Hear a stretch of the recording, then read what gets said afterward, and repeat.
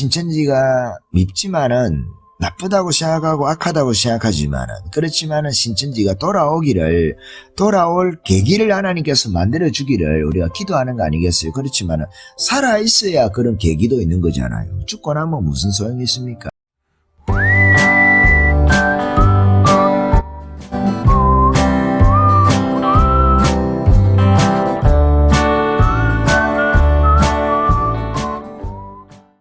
예, 오늘 뉴스를 보니까 지금 경북 지역에 최대 봉쇄 조치를 취하고 있다고 합니다. 그걸 완전히 금지하는 것은 아니고 출입하는 사람들마다 검역을 하는 그런 조치인 것 같습니다. 이런 조치를 취하면서 국민들이 무엇보다도 궁금해하고 의심을 가지는 것은 왜 지금 대구 사태를 보면서 경북 일대를 봉쇄를 하면서 왜 중국인에 관해서 중국발 외국인이나 중국인에 대해서 금지 조치를 왜 아직도 하지 않는가에 대해서 이 의문을 가지는 거예요. 도저히 이해할 수 없는 거잖아요. 어떤 또라이들은 이것을 가지고 중국 입국 금지를 시키는 것은 실효성이 없니 이런 개소리를 하는데, 그러면 이것이 어디서 왔겠어요? 코로나19가 대구에서 생긴 겁니까? 신천지에서 생긴 겁니까? 어디서 생긴 거예요? 중국에서 온 거잖아요. 간접 경로를 통해서 들어오든 중국에서 직접 들어오든 둘 중에 하나 아니겠어요? 중국에서 직접 들어오든지 중국에서 제3국을 거쳐서 들어오든지, 그러면은 중국에 대해서 1차적으로 금지 조치를 해야 되는 거 아니겠어요? 중국인에 대해서 벌써 1월 달부터 대한의사협회에서 6차례나 중국인에 대해서 금지 조치를 해야 된다고 벌써 이야기를 하고, 그때 만약에 금지 조치를 했다고 하면은 지금 이와 같은 일은 없지 않았겠느냐. 2월 24일에 최대집 의사협회장이 문재인 정부 우한 폐렴 방역 대책 총체적 실패, 그리고 인터뷰를 하면서 박능후 장관을 경질하라 이렇게 이야기를 했거든요. 정부가 뒤늦게 위기 경보를 심각 단계로 격상했지만은 더욱 중요한 것은 실질적인 조치를 취하는 것인데, 여태까지 총체적 방역에 실패했고 이 책임을 물어서 박 장관에 대해서 즉각 경질하라 이렇게 주장을 했습니다. 의협은 후한 폐렴 초기부터 위기 경보 격상과 중국발 입국자 전면 차단을 주장했지만 정부는 이날까지 24일까지죠. 지금 25일인데 아직도 이것에 대해서 받아들이지 않는다는 거예요.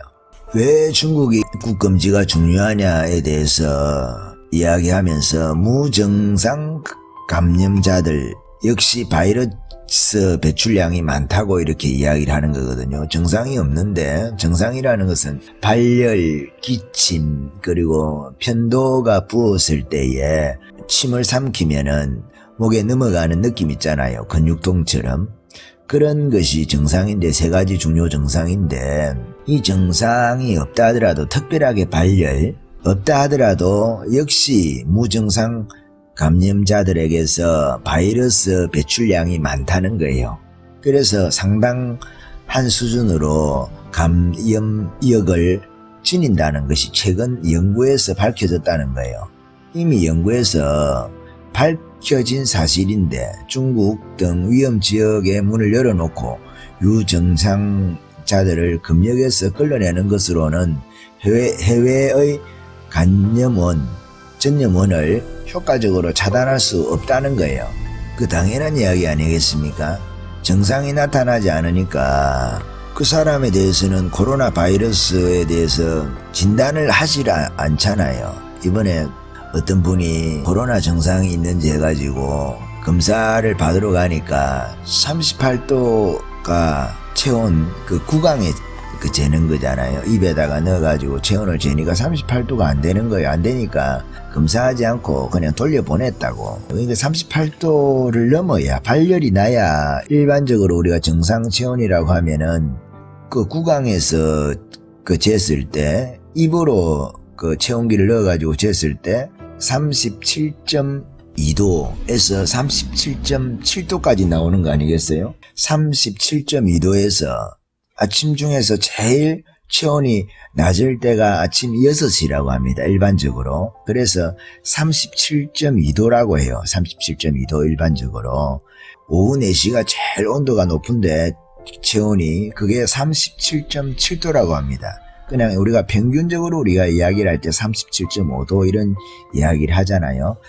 구강에서 입에다가 체온기를 넣어서 쟀을 경우에 그렇고 귀에 넣고 체온을 재면은 온도가 0.4도 이것보다 전체적으로 0.4도가 낮다고 해요. 0.4도 그러니까 마이너스 0.4도를 하면 되겠죠. 이 체온계를 어디에다가 대고 재었느냐에 따라서 이 온도가 0.4도의 차이가 난다는 거예요. 그렇게 해서 보통 우리가 37.5도 이렇게 체온을 이야기를 하고 뭐 어떤 사람은 36.5도에서 이렇게 이야기를 한다 할 때도 그 체온기를 어디다가 대고 재었느냐 하는 문제가 있겠죠. 37.5도 우리가 그렇게 생각하잖아요. 38도가 넘어가야 발열의 상태, 이번에 코로나 사태에 발열의 상태로 본다는 거예요. 38도가 넘어가야 코로나 검사를 하는데, 후한폐렴 검사를 하는데, 잠복기에 있는 환자, 잠복기라고 하면은 일반적으로 3일에서 7일이라고 해요. 3일에서 7일, 길게는 14일까지 2주 정도 잠복기가 있다는 거예요. 근데 이 잠복기에는 무증상 감염자들이라는 거예요. 무증상. 그러니까 바이러스는 배출하고 또는 바이러스는 가지고 있으면서 바이러스가 잠복해 있기 때문에 정상이 나타나지 않는다는 거예요. 정상이 나타나지 않는 상태에서도 상당한 바이러스 배출량을 가지고 있기 때문에 여전히 감염력을 가지고 있다는 거예요. 감염시킬 수 있는 힘을 가지고 있다는 그런 최근의 연구 결과가 밝혀졌다는 거예요. 이건 사실인 거죠. 그래서 중국 등의 위험 지역에 문을 열어놓고 유증상자들을 검역에서 걸러내는 것으로는 해외 감염원을 효과적으로 차단할 수 없다는 거예요. 감염원의 유입 경로를 루트를 차단해야 되는데 그것은 차단하지 않으면서 지금 대구 안에서 2차, 3차, 4차, 5차로 전달돼 가지고 지금 전염되고 있는 요것만 차단해 가지고는 제대로 된 방역을 할 수가 없다는 거예요. 그래서 의협은 정부가 방역 대책을 우한폐렴 감염 환자인 신천지 신도들에 전가하지 말고, 어쨌든 이들도 한편으로는 피해자잖아요. 교회 입장에서 저희가 생각할 때는 상당히 참 밉죠. 교회를 그냥 집중적으로 공격을 해가지고 하다 보니까 교회하고 신천지 관계는 그 어려운 관계지만, 그러나 신천지도 대한민국 국민인 거는 사실이잖아요. 기도하기는 신천지 사람들도